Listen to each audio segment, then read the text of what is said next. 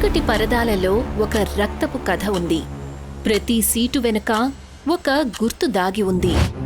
ఎన్నో ఏళ్లుగా ఆ నిశ్శబ్దమైన థియేటర్లో నిజం దాగి ఉంది. ఒక ఆత్మ తిరుగుతుంది తన ప్రయాణంలో. ఎవరైతే అన్యాయం చేశారో వాళ్లే భయంతో నిండిపోయారు. తనకే శిక్షగా మారి చీకటి తనని మింగేసింది. దిశ తన ఆఫీసులో కూర్చొనుంది. తన ఫోన్లో చూస్తూ ఉంది. అప్పుడే తన స్నేహితురాలు నాళిని అక్కడికి వస్తుంది. తన చేతిలో ఒక పేపర్ ఉంటుంది. దిశ దాన్ని చూస్తుంది. ఒక చిన్న చిరునవ్వుతో తనకి స్వాగతం పలుకుతుంది. అరే నువ్వా? నేనే. ఎలా ఉన్నావు? నేను బావున్నాను. నువ్వెలా ఉన్నావు? నేను కూడా బావున్నాను. ఇంకా చెప్పు, ఎలా నడుస్తోంది PS1? ఏం చెప్పమంటావు? ఏ కేసు లేదు. ఎంతకాలం ఇలా ఉంటుందో తెలీదు. ఒకవేళ ఇంకొక నెల ఇలాగే ఉందంటే నేనివన్నీ క్లోజ్ చేసి మళ్ళీ నా సాఫ్ట్వేర్ ప్రొఫెషన్ని స్టార్ట్ చేయాల్సొస్తుంది. అది నాకు అస్సలు ఇష్టం లేదు. అలా జరగకూడదంటే దానికి నా దగ్గర ఒక సాలిడ్ ప్లాన్ ఉంది. ఏంటి, నిజంగానా? ఏంటది? నాళిని వచ్చి పేపర్ని తన టేబుల్ మీద పెడుతుంది. నిషా పేపర్ హెడ్లైన్ని శ్రద్ధగా చూస్తుంది. హెడ్లైన్లో రాసుంటుంది, సినిమా థియేటర్లో మరొక రహస్యమయమైన చావు. నువ్వు దీని గురించి విన్నావా? నాకు తెలిసి ఇది 4 రోజుల క్రితం న్యూస్ కదా. గత 3 నెలల్లో ఈ సినిమా థియేటర్లో జరిగిన 6వ హత్య ఇది. నా రిలేటివ్ అక్కడే పనిచేస్తున్నాడు. తను నాకు దీని గురించి చెప్పాడు. నిజమా? కానీ ఈ న్యూస్ అయితే బహుశా మొదటిసారి బయటకొచ్చినట్టుంది కదా. అవును, దీని ముందు ఎన్ని హత్యలైతే జరిగాయో థియేటర్ వాళ్లు డబ్బులిచ్చి వాళ్ల ఫ్యామిలీ నోరు మూయించేశారు. ఈ కేసు ముందుకు వెళ్లలేదు. ఇంట్రెస్టింగ్. నా రిలేటివ్ చెప్పాడు, థియేటర్ స్క్రీన్ నంబర్ 3లో ఏదో రాక్షస నీడ ఉందట. దాని గురించి వాళ్లకి ఎక్కడా చెప్పకూడదని చెప్పారట. అలా ఉండే అవకాశం ఉందంటావా? అంత పెద్ద విషయాన్ని దాచిపెట్టడం? నీకు తెలుసా ఆ థియేటర్ యజమాని ఎవరు? X gangster turned MLA Chandra Prakash Mishra. ఎవరికి తెలుసు అతనికి దీనికి సంబంధం ఉందేమో? దిశ నాళిని వైపు చూస్తుంది. అంగీకారంతో తల ఊపుతుంది. ఇద్దరి దృష్టి మళ్లీ పేపర్ హెడ్లైన్ మీద పడుతుంది. కొన్ని రోజుల తర్వాత ఆగ్రా ప్లాట్ఫామ్ మీద ఒక ట్రైన్ ఆగుతుంది. ట్రైన్లోంచి దిగుతుంది దిశ. తను ఆ థియేటర్ విషయంలో ఇన్వెస్టిగేషన్ చెయ్యడానికి ఆగ్రాకి వచ్చింది. తన చేతిలో ఒక డఫల్ బ్యాగ్ ఉంటుంది. ఆ రోజే సాయంత్రం దిశ ఒక ఆటో రిక్షాలో థియేటర్ గేట్ దగ్గర దిగుతుంది. తను వెనక్కి తిరిగి ఆటో అతనితో ఇలా అడుగుతుంది, ఎంతైందన్నా? 250 రూపాయలు. దిశ తన హ్యాండ్ బ్యాగ్ ని తెరుస్తుంది. డబ్బులివ్వడానికి వెతుకుతూ ఉంటుంది. ఇంతకీ ఇక్కడికెందుకొచ్చారు? ఇక్కడ భూతముందని అంటుంటారు. దాని గురించి తెలుసుకోవడానికి వచ్చాను. కొన్ని విషయాలు ఎలా ఉంటాయంటే వాటి గురించి తెలుసుకోకపోవడమే మంచిదవుతుంది. మీ ఉద్దేశం? ఆటో అతను థియేటర్ వైపు చూస్తాడు. ఏమీ మాట్లాడకుండా అక్కడ్నుంచి వెళ్లిపోతాడు. దిశ కొన్ని క్షణాలు అక్కడే నిలబడి ఉంటుంది. తనకి అర్థం కాదు అసలు ఏం జరిగింది అని. ఆ తర్వాత పట్టించుకోకుండా గేట్ లోపలికి వెళ్లిపోతుంది. థియేటర్ ఆఫీస్లో దిశ విధాయక్ చంద్రప్రకాష్ ఎదురుగా కూర్చుంటుంది. అతనికి నచ్చజెప్పే ప్రయత్నం చేస్తుంటుంది, థియేటర్ ఇన్వెస్టిగేషన్ కి ఒప్పుకోమని, అక్కడ స్ప్రెడ్ అయిన భూతం విషయం గురించి అంతం చెయ్యడానికి. నేనిది చెయ్యగలను. మీరు నాకు ఒక్క అవకాశం ఇవ్వండి చాలు. చూడండి, నాకు అనవసరంగా పబ్లిసిటీ జరగడం ఇష్టం లేదు. మీరు దీన్ని మీ ప్రొఫైల్ కోసం యూజ్ చేసుకుంటారు. అది నాకు అస్సలు ఇష్టం లేదు. సరే, ఒకవేళ అదే విషయం అయితే నేను మీకొక ఆఫర్ ఇస్తున్నాను. నన్నిక్కడ ఇన్వెస్టిగేషన్ చేయనివ్వండి. ఒకవేళ ఇక్కడేమైనా లభిస్తే నేను దాన్ని యూజ్ చేసుకుంటాను. ఒకవేళ అలాంటిదేమీ లేదంటే దీని గురించి నేను ఎవ్వరికీ ఏమీ చెప్పను. చంద్రప్రకాష్ కాసేపు ఆలోచిస్తాడు. ఆ తర్వాత సరేనని తల ఊపుతాడు. కేవలం ఒక్క రాత్రి. ఆ తర్వాత మీరిక్కడి నుంచి వెళ్ళిపోవాలి. దిశ కూడా సరేనని తల ఊపుతుంది. రాత్రి దిశ రతన్ని కలుస్తుంది. అతను పెద్దవాడు. థియేటర్ని చూసుకుంటూ ఉంటాడు. అతను నడిచేటప్పుడు కొంచెం కుంటుతాడు. అతని కళ్ళు ఒకచోట స్థిరంగా ఉండవు. అతని చేతిలో బరువైన ఇనప తాళాల గుత్తి ఉంటుంది. అవి తన ప్రతి అడుగుతో పాటు శబ్దం చేస్తూ ఉంటాయి. అతను దిశాని జాలి ఇంకా దయ కలగలిపిన చూపులతో చూస్తాడు. అతను తనకి తాళాలు కాదు, ఏదో శిక్ష విధిస్తున్నట్టు ఉంటుంది. అయ్యగారు చెప్పారు మీరు స్క్రీన్ 3 దగ్గరికి వెళ్ళొచ్చు అని. కానీ నా మాట వినండి, ఇప్పటికే మించిపోయింది లేదు. తిరిగి వెళ్ళిపోండి. ఇక్కడ గోడలకి కూడా చెవులు ఉంటాయి, పరదా వెనక కళ్ళు ఉన్నాయి. థ్యాంక్స్ రతన్ గారు, కానీ నేనిక్కడికి భయపడ్డానికి కాదు, పని చేయడానికి వచ్చాను. మీరు నాకు స్క్రీన్ 3 తలుపు చూపిస్తారా? దారైతే చాలా చిన్నది, నాతో పాటు రండి. వాళ్ళిద్దరూ సన్నని వెళ్తురున్న కారిడార్ లోపల నుంచి వెళ్తారు. గోడలికి ఉన్న పాత సినిమా పోస్టర్లు ఎలా కనిపిస్తాయంటే అవి వాళ్లు వెళ్లడం చూస్తున్నట్టుగా ఉంటుంది. రతన్ ఒక బరువైన తలుపు ముందు ఆగుతాడు. దానిమీద బంగారు రంగులో థీమ్ ఉంటుంది. అతను తలుపు తెరుస్తాడు.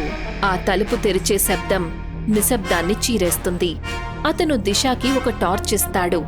ఆ తర్వాత వెంటనే వెనక్కి వెళ్తాడు. దిశ హాల్ లోపలికి వెళ్తుంది. అక్కడ చాలా చల్లగా ఉంటుంది.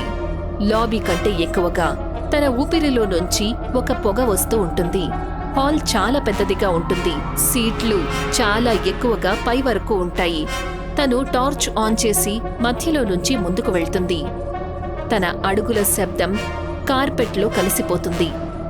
తను రో నంబర్ D వరకు చేరుకుంటుంది. దాని వెలుగు సీట్ D23 దగ్గర ఆగిపోతుంది. సీట్ మామూలుగా కనిపిస్తుంది, కానీ దాని చుట్టుపక్కల చాలా విచిత్రమైన నిశ్శబ్దం ఉంటుంది. తనకి హెడ్లైన్ విషయాలు గుర్తుకొస్తాయి. తను తన డఫల్ బ్యాగ్ని ఓపెన్ చేసి వస్తువుల్ని బయటికి తీస్తుంది. తను పూజా సామగ్రిని బయటికి తీయదు. నిజానికి ఒక థర్మల్ కెమెరా ఇంకా ల్యాప్టాప్ని తీస్తుంది. తను సీట్ D20 దగ్గర సెన్సార్ పెడుతుంది. పక్కనే ఉన్న సీట్లో ఒక రికార్డర్ పెడుతుంది. ఒకవేళ ఇక్కడేమైనా ఉంటే దానికి ఏదో ఒక ఎనర్జీ సిగ్నేచర్ తప్పకుండా ఉంటుంది. రాక్షస నీడైనా లేక ఒట్టి అపోహ అయినా డేటా ఎప్పుడూ అబద్ధం చెప్పదు. ఎప్పుడైతే దిశ టైప్ చేస్తుందో ల్యాప్టాప్ కీస్ శబ్దం ఒక లెవెల్లో వెళ్తూ ఉంటాయి. ఉన్నట్టుండి తన స్క్రీన్ మీద తాపమానం 18 డిగ్రీల నుండి తిన్నగా 4 డిగ్రీలకు వచ్చేస్తుంది. అదే సమయంలో నేల మీద ఒక సన్నని శబ్దం వినిపిస్తుంది. హాల్లో ఉన్న స్క్రీన్ అంతవరకు ఖాళీగా ఉంటుంది. ఉన్నట్టుండి కదలటం మొదలు పెడుతుంది. దానిమీద వెలుతురు కాదు, చాలా చిన్న చిన్నగా విచిత్రమైన మెరుపు కనిపిస్తుంది. దిశ తన దృష్టిని ల్యాప్టాప్ మీద నుంచి తొలగించి పైకి చూస్తుంది. థర్మల్ కెమెరాలో స్క్రీన్ ఎదురుగా ఒక పెద్ద ఆకృతి కనిపిస్తుంది. కానీ నేరుగా చూస్తే అక్కడసలేమీ కనిపించటం లేదు. తను టార్చ్ తీసి స్క్రీన్ మీదకు వేస్తుంది. అక్కడి మెరుపు మాయమైపోతుంది. కానీ అక్కడ ఒక శబ్దం వినిపిస్తుంది. పాప్కార్న్ తింటున్న శబ్దం. ఆ శబ్దం సీట్ D23 దగ్గర నుంచి వస్తుంది. దిశ నెమ్మది నెమ్మదిగా టార్చ్ని ఆ సీటు వైపుకు తిప్పుతుంది. సీటు ఖాళీగా ఉంటుంది, కానీ సీటు ప్రెస్ అయినట్టు ఉంటుంది. అక్కడెవరో కూర్చున్నట్టు. ఎవరున్నారక్కడ? ఎవరైనా ఎదురుగా రండి. పాప్కార్న్ తింటున్న శబ్దం ఉన్నట్టుండి ఆగిపోతుంది. అదే సమయంలో హాల్లో ఒక చల్లని గాలి వీస్తుంది. నిజానికి ఎక్కడా కూడా కిటికీ గాని తలుపు గాని తెరిచిలేదు. ఉన్నట్టుండి పక్కనున్న సీట్లో రికార్డర్ దాన్నంతటదే ఆన్ అవుతుంది. కానీ అందులో దిశ రికార్డ్ చేసిన ఆ శబ్దమైతే రావడం లేదు.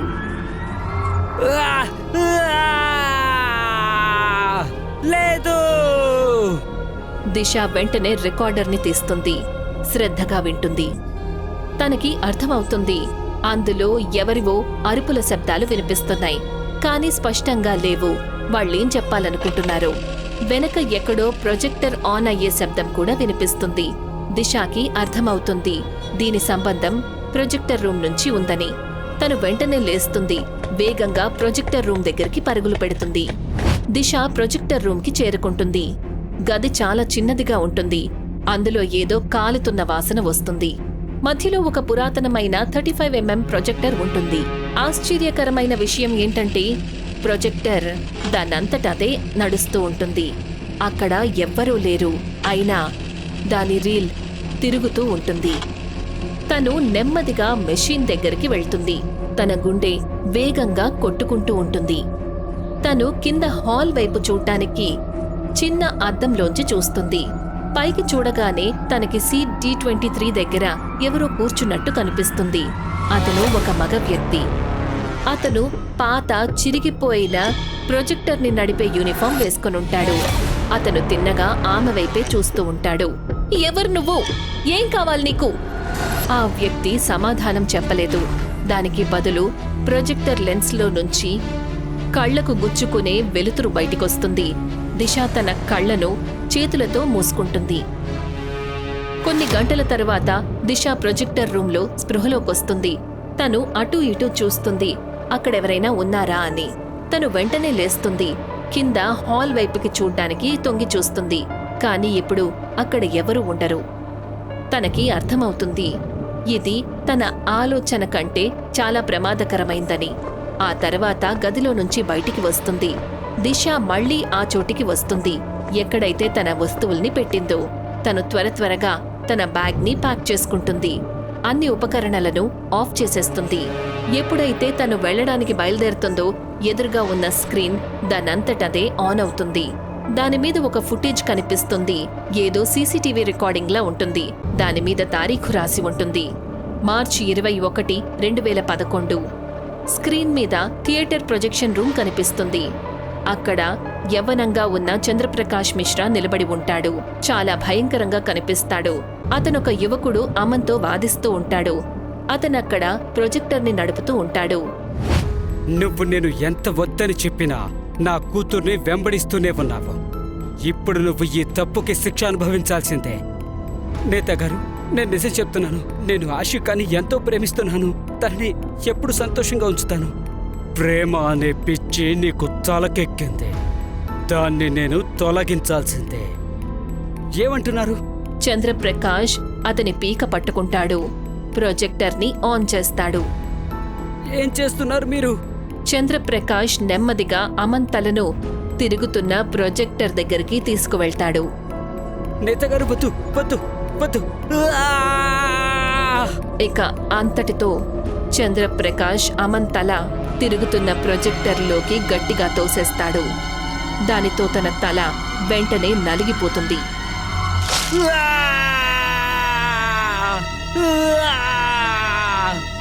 రక్తపు మరకలు మొత్తం ప్రొజెక్షన్ రూమ్ గోడల మీద, అలాగే చంద్రప్రకాష్ మొహం మీద విస్తరిస్తాయి.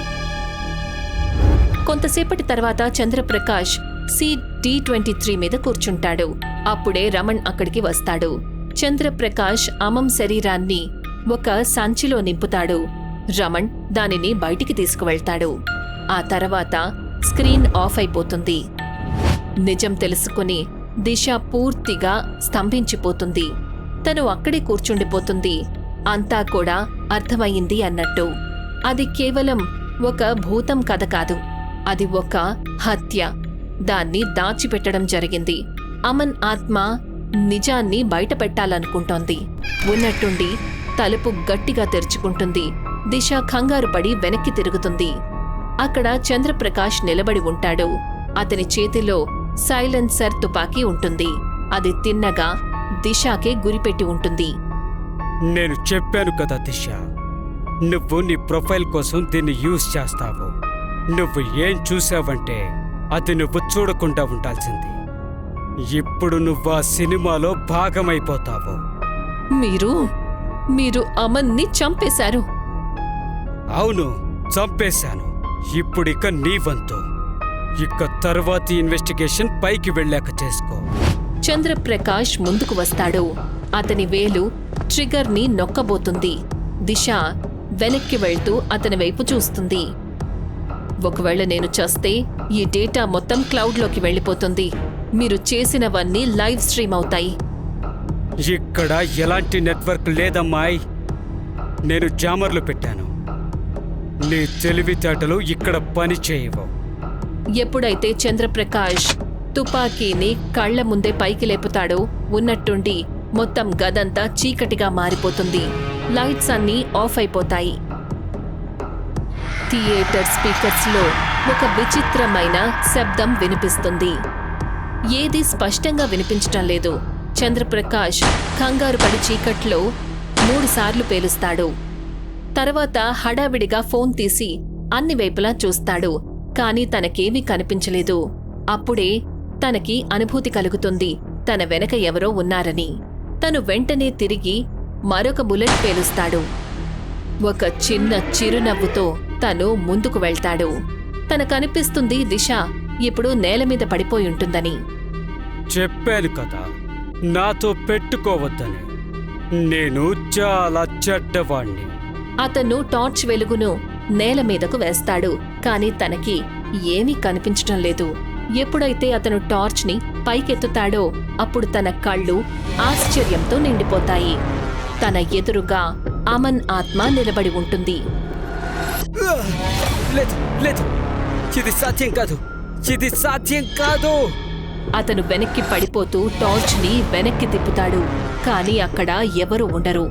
అతను వెంటనే ప్రొజెక్షన్ రూమ్ వైపుకి చూస్తాడు. అక్కడ ఒక నీడ కనిపిస్తుంది. నిన్ను నేను వదిలిపెట్టను. నాకే మస్కా కొడుతున్నావా? అతను పరిగెత్తుకుంటూ ప్రొజెక్షన్ రూమ్ దగ్గరికి వెళ్తాడు. చంద్రప్రకాష్ ప్రొజెక్షన్ రూంలోకి చేరుకుంటాడు. లైట్స్ ని ఆన్ చేస్తాడు. బయటికి రా. ఎక్కడ దాక్కున్నావు నువ్వు? నిజంగానే నీ తల్లిపాలు తాగుంటే బయటికొచ్చి నా ఎదురుగా నిలబడు. గుర్తుపెట్టుకో, ఎప్పుడైతే నువ్వు దొరుకుతావో అప్పుడు నేను నిన్ను ఎలా చంపుతానంటే 8 ఏళ్ల క్రితం ఆ కుక్కని చంపిన. అతని వెనుక తలుపు దానంతటదే మూసుకుంటుంది. అతను వెంటనే తలుపు వైపుకి వెళ్తాడు. లోపల నుంచి గట్టిగా దాన్ని కొడుతుంటాడు. తలుపు తెరు, తెరు, నన్ను బయటికి వెళ్ళనివ్వు. ఉన్నట్టుండి లైట్లు టిమిటిమలాడతాయి. అదే సమయంలో ప్రొజెక్టర్ దానంతటదే ఆన్ అవుతుంది. టిమిటిమలాడుతున్న వెలుగులో చంద్రప్రకాష్ దాన్ని చూస్తాడు. తనలో భయం రెట్టింపవుతుంది. ఉన్నట్టుండి నేల మీద పడి ఉన్న రీలు దానంతటదే అతని కాలుకి చుట్టుకుంటుంది.